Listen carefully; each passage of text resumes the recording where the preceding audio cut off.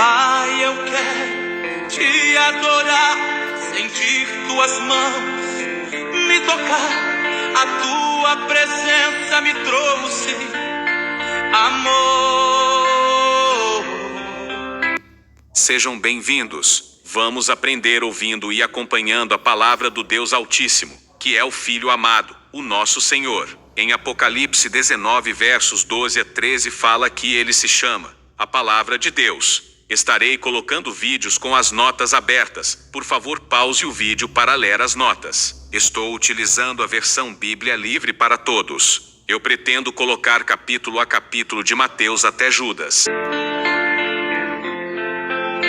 Naquela ocasião, num sábado, Jesus estava caminhando por campos de trigo. Os seus discípulos estavam com fome, e, por isso, começaram a colher espigas de trigo e a comê-las. Quando os fariseus viram aquilo, disseram a Jesus: "Veja, os seus discípulos estão fazendo algo que é proibido aos sábados." Mas Jesus lhes disse: "Vocês não leram o que Davi fez quando ele e os seus companheiros estavam com fome? Ele foi até a casa de Deus, e ele e os seus companheiros comeram o pão sagrado, o que não era permitido, pois apenas os sacerdotes poderiam comer esse pão. Vocês não leram na lei que, aos sábados, os sacerdotes no templo violam as regras, mas não são considerados culpados? No entanto, eu lhes digo que há alguém aqui que é mais importante do que o templo. Se vocês soubessem o que realmente significa, 'Eu quero compaixão, não sacrifício,' vocês não condenariam inocentes. Pois o Filho do Homem é o Senhor do sábado." Então, Jesus saiu dali e foi para uma sinagoga.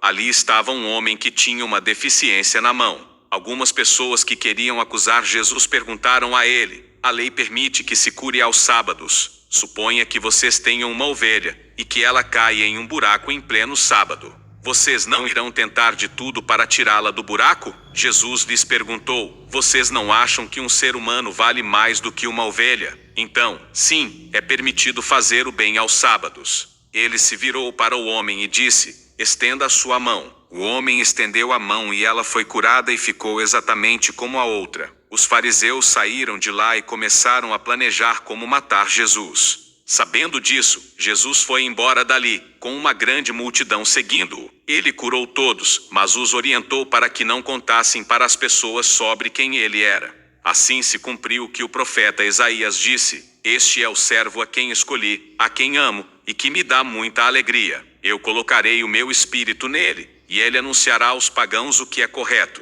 E ninguém ouvirá a sua voz nas ruas. Ele não fará discursos nas ruas. Ele não quebrará o galho que está rachado, e não apagará o fogo no pavio, até que tenha provado que o seu julgamento é justo, e os pagãos irão pôr nele a sua esperança."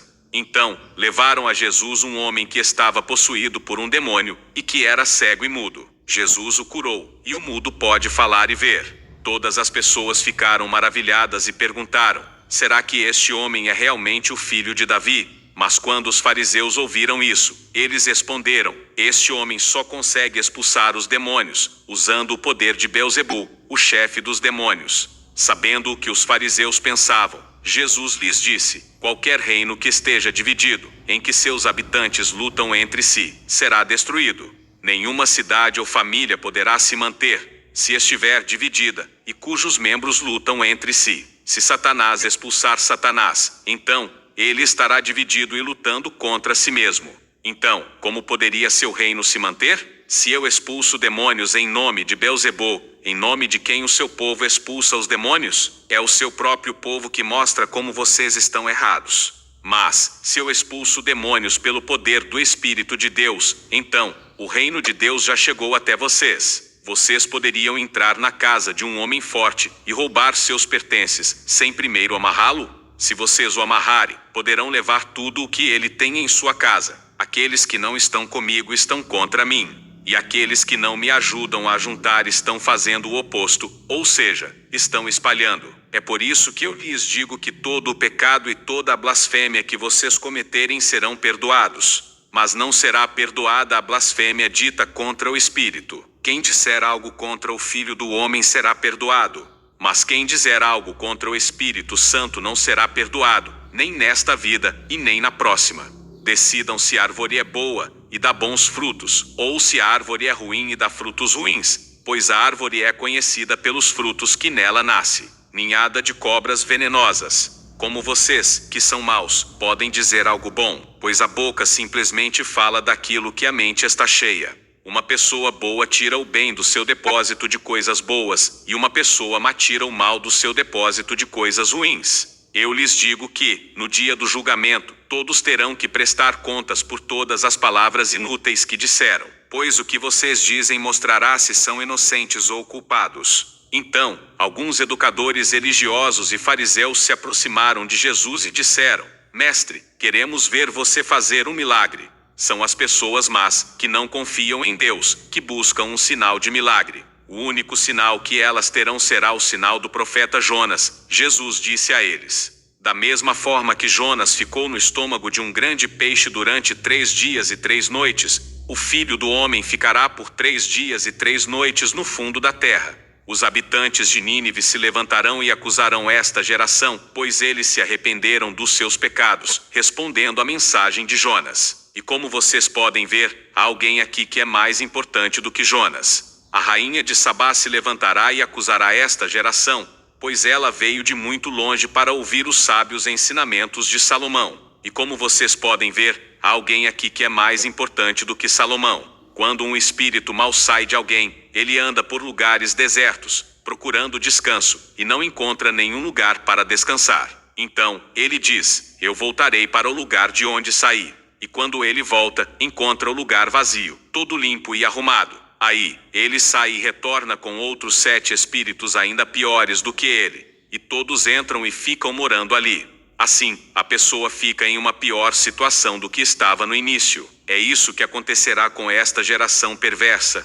Enquanto ele falava para a multidão, a sua mãe e os seus irmãos chegaram e ficaram do lado de fora, esperando para falar com ele. Uma pessoa veio e disse para Jesus: Escute, a sua mãe e os seus irmãos estão lá fora, esperando para falar com você. Jesus perguntou: Quem é a minha mãe? Quem são os meus irmãos? Ele apontou para os seus discípulos e disse: Vejam, eles são a minha mãe e os meus irmãos. Pois quem faz a vontade do meu Pai Celestial é meu irmão, minha irmã e minha mãe. Mateus capítulo 12.